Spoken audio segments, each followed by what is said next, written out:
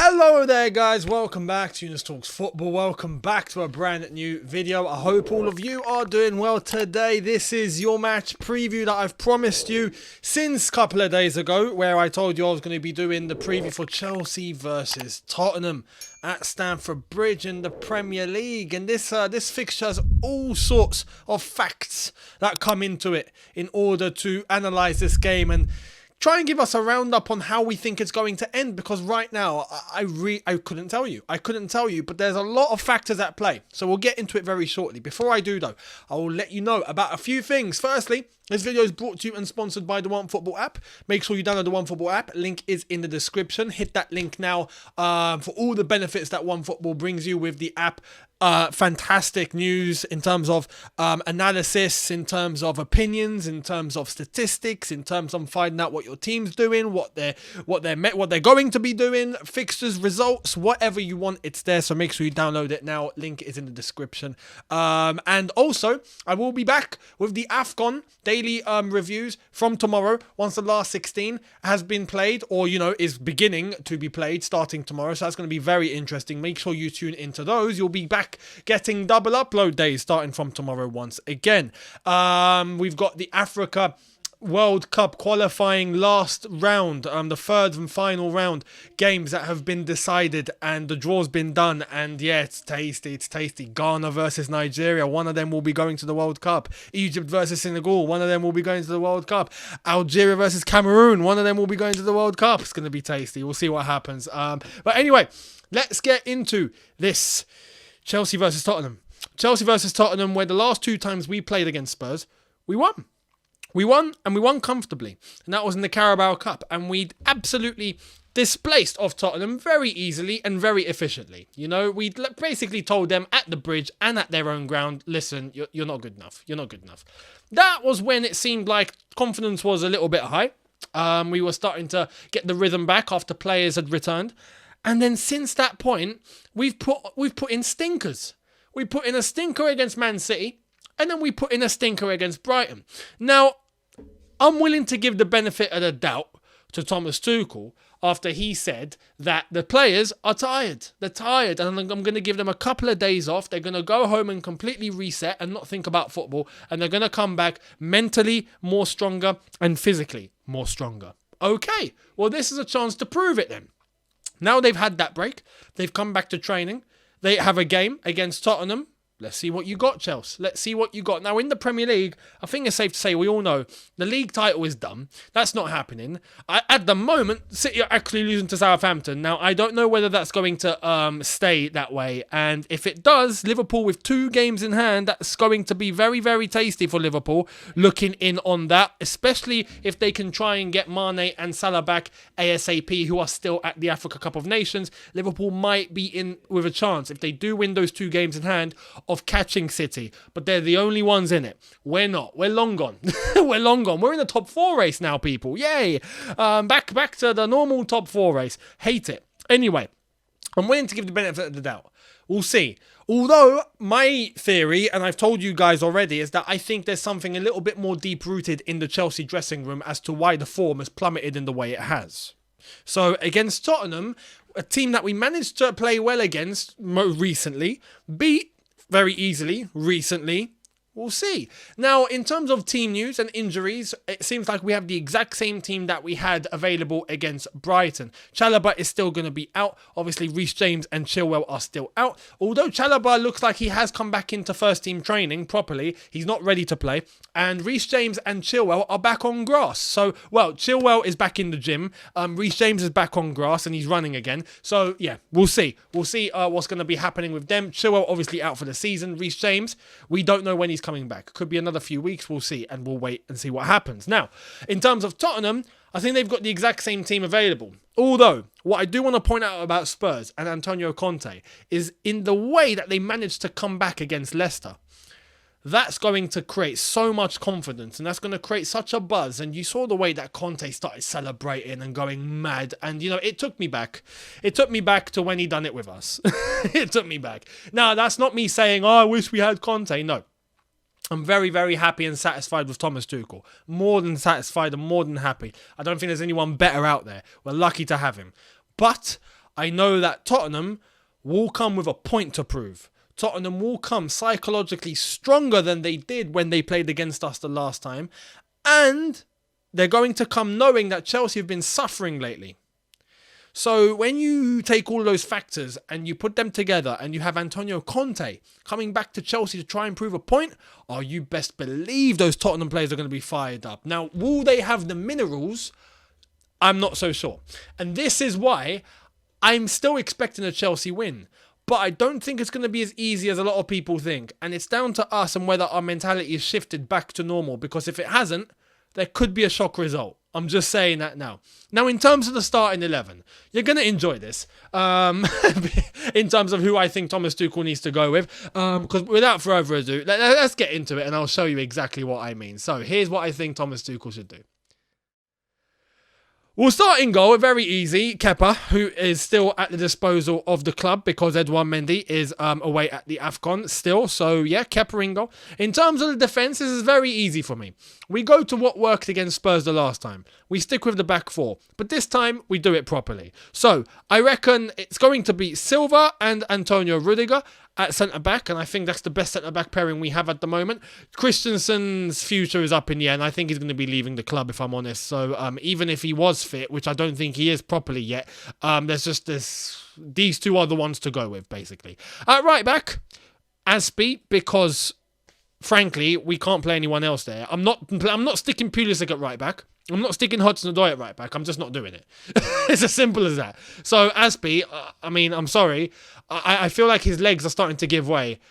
We don't have anyone else. It's as simple as that. Unless if Thomas Tuchel can play right back. But now, out of the right back and left back positions, the one I'm least concerned with, despite I'm concerned with the fact that both of them, but the least concerned position out of the two is right back. The more concerning one is left back. So for me, Alonso doesn't come anywhere near here. We go with Malang Sarr. It's as simple as that. Malang Sarr, who didn't play against Brighton, he comes in and he does the business at left back. Simple as that. So Malang Sarr comes in and I hope he puts in a shift.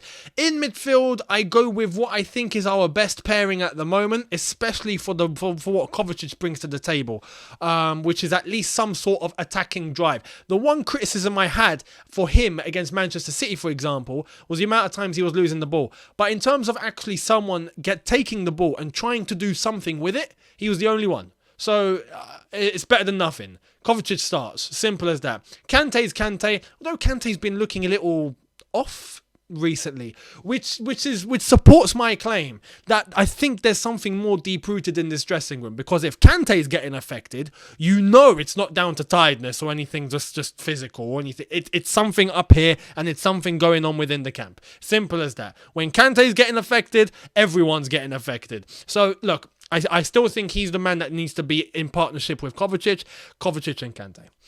Now, this is where I told you guys this preview was going to get interesting in terms of picking the starting 11. Because from this point onwards, I actually can't tell you.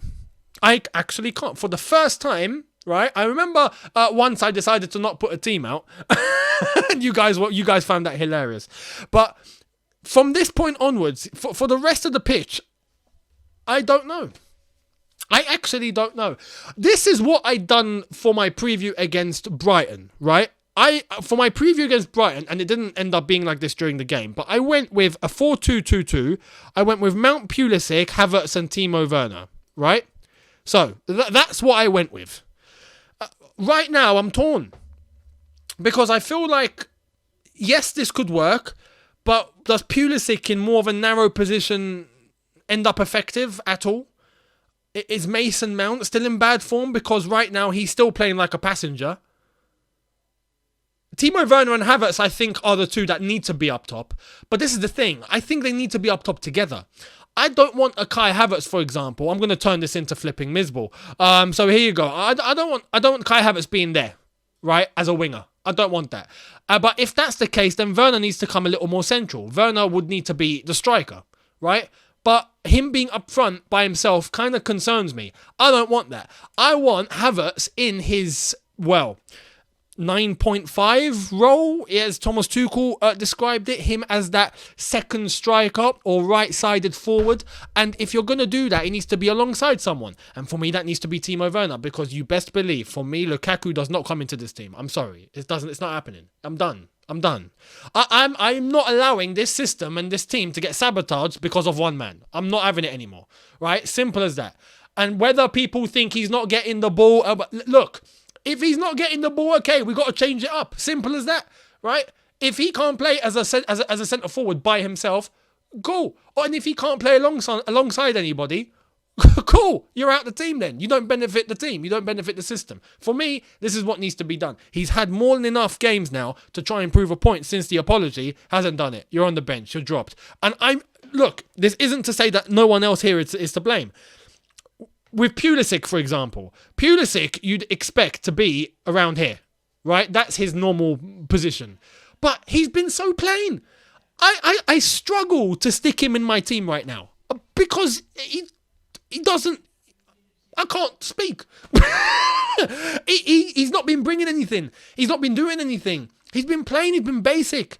But then again, Callum Hudson-Odoi, same story. Can't finish, can't pass. Goes backwards every single flipping time he gets the ball. So, what do we do? You know, I'd like to play two up top. That would mean, personally, the one thing that I've got in my head right now is to stick Mason Mount into this role. But I just don't think he's creative enough. Yes, he can run. Yes, he's got the energy. Yes, he can do all of that. But to play that role in behind the two strikers, you need to be creative. And right now, I don't think Mount is that, and I don't think anyone else is that. So that system is out the window, because I don't think we have the personnel for it. But then, if we're playing two wingers, for example, so we stick Mount here, and we stick Pulisic over here, for example, well, Mount's not a winger, so he's not in the team. But then do we play Ziyech? He scored last game, but apart from that, it was still a bad performance, not just for him, but for everyone else. It's so inconsistent, I'm now at the point, I don't know who to pick in my previews. I really don't. It's as simple as that, and Thomas Tuchel has got a complete dilemma here. Who does he go with? He's got these four options. He's got Ziyech, Hudson-Odoi, and Romelu Lukaku. Those are the only other options. Right now, as far as I'm concerned, Lukaku doesn't deserve to play. Hudson-Odoi has had opportunity now, hasn't been productive at all in terms of shots, final decisions, final passes. So, no, not effective enough. Going backwards all the time, no. Pulisic on the left-hand side, even so. If there's one man that I think has at least just a little bit, it's very, very small, but a little bit of leeway, it's probably Pulisic, because he's not played in that position enough. But I'm still worried that you still stick him there, we're going to get the same output right now, which is nothing. Havertz, I think, needs to play. He's the one man here where I look at and go, I need you on the pitch. But I think that's his best position. I don't want him alone as the centre forward. I don't want him, for example, here, playing as the lone striker. I don't want that. But then if that's the case, okay, you sticking Werner, who I think needs to play as well, on the left, where, remember the problem under Frank Lampard? He's not a left winger. Yes, he can run, but he's not a winger. So what the hell do we do? What do we do? I don't know. I'm baffed. For the first time, I'm baffed. I don't know what to do. So I'm going to leave it to you. What I'm going to do is I'm going to leave Werner and Havertz there because I still think that's good enough. But I'm going to take out these two. And the rest, yeah, who do we choose? Pulisic, Mount, Ziyech, Hudson-Odoi. Those are the ones. Who are we picking? Let me know. I'd love to hear it. But that, I guess, is the starting 11. Or right now, the starting 9. You can pick the other two. And in terms of a score prediction, I'd like to think that Chelsea still, after having the rest, the 2 days off, that Chelsea will come back and prove a point. And against Tottenham, where in terms of levels, we should be stronger. So I'd like to think that Chelsea will get like a 2-1 win, right? Because Tottenham will still come with a point to prove. They'll come strong. But if we play like we did against Brighton, don't be surprised if there's a shock result. Do not be surprised. So this is the thing. It's up to Chelsea now. I can't even give you a proper score prediction because it's up to Chelsea. I don't know what Chelsea are going to show up. Is it a rejuvenated, re-energized, refocused Chelsea that are back to their normal ways and that, anything that was affecting them is done now after a little break away from the training ground? Or was that just a cover because something deep is going on in the dressing room right now that we don't know about, or that perhaps we already know about? Say the whole Lukaku situation that's affected the squad, maybe it's that. Maybe it could be something else that we don't know. Who knows? This is the thing. We don't know. But could it be a camouflage just to try and keep things on the down low and we're going to get the same performance tomorrow?